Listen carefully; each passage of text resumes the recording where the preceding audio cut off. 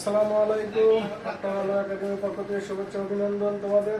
আজকে গণিত দ্বিতীয় অধ্যায় চতুর্থ শ্রেণীর পর্ব 21 একটা প্রশ্ন দেওয়া আছে, এটা সমাধান করব। মনোযোগ সহকারে এখানে দেখলে অবশ্যই তোমরা পারবা।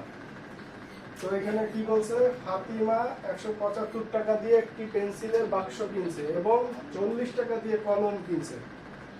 এই দুইটা জিনিস কেনার পর দোকানদারকে 500 টাকা দিছে। দেওয়ার পর কি দোকানদার তাকে কত টাকা ফেরত দিবে? একদম সহজ অঙ্ক। তো আমরা যে সমাধান করবো এখন, সমাধান যে ফাতেমা কি করছে, প্রথমে 175 টাকাতে একটি পেন্সিল বক্স কিনছে। তাহলে একটি পেন্সিল বক্স কিনলো 175 টাকা। আর কি কিনছে? 40 টাকা দিয়ে একটা কলম কিনছে। তাহলে একটি কলম কিনলো 40 টাকা। তাহলে এই দুইটা যোগ করবো, এই দুইটা যোগ করে তো এই টাকা দোকানদার যে 500 দিছে, এই 2 টাকা যোগ করে তো এটা বাদ দিয়ে তারপরে দোকানদার টাকা ফেরত দেবে। তাহলে এটা হলো 5 আর 4 1 হাতে 2 এত টাকা।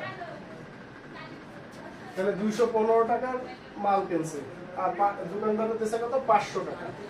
তাহলে এখন দোকানদার তাকে কত টাকা ফেরত দেবে? তাহলে তাকে ফেরত দিবে কত? 500 থেকে এই যে একটা পেন্সিল বক্স আর একটা কলম বাদ যাবে। তাহলে বিয়োগ কত? 215 বার। 10 থেকে 5 গেলে 5, হাতে 1 2, 10 থেকে 2 গেলে 8, হাতে 1 3, 5 থেকে 3 গেলে 2। তাহলে উত্তর তাকে ফেরত দিবে 285 টাকা।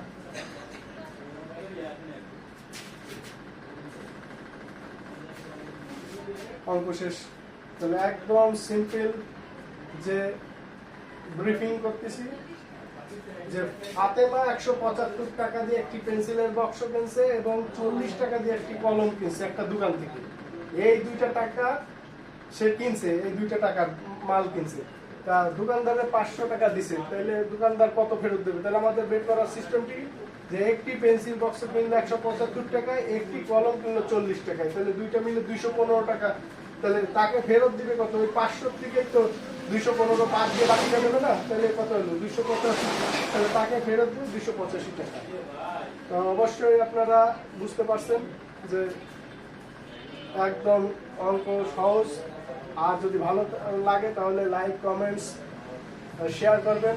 আর যদি কোনো সমস্যা থাকে তাহলে কমেন্টসটা অবশ্যই করবেন, আমি উত্তর দিয়ে দেবো। তো আজকে এই পর্যন্ত। তো সবাই ভালো থাকবেন। আসসালামু আলাইকুম।